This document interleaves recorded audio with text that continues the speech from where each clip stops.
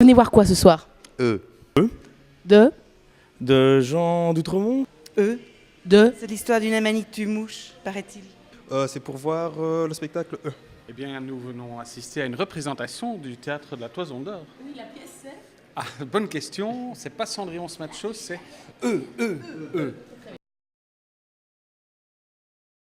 Coquille Saint-Jacques sur des champignons. Avec des pâtes et de la crème fraîche. C'est du blanc de poulet avec des champignons, des lardons.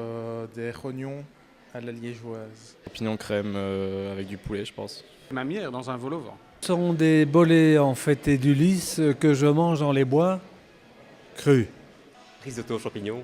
Risotto aux champignons. Bingo, comme Nathalie.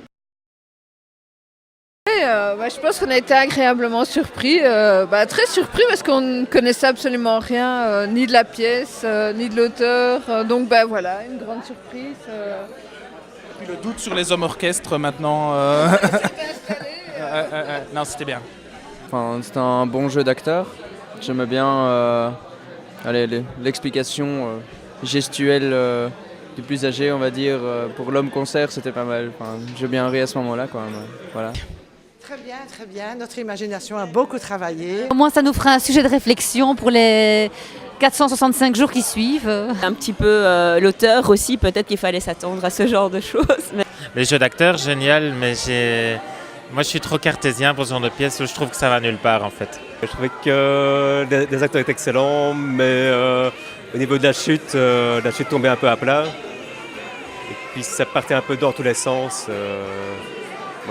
C'était plutôt une suite de très bons dialogues, avec quelques très bonnes répliques. Mais ça manquait de consistance.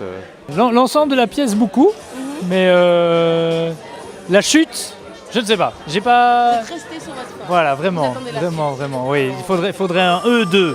Non, je trouve que ça c'était très bien.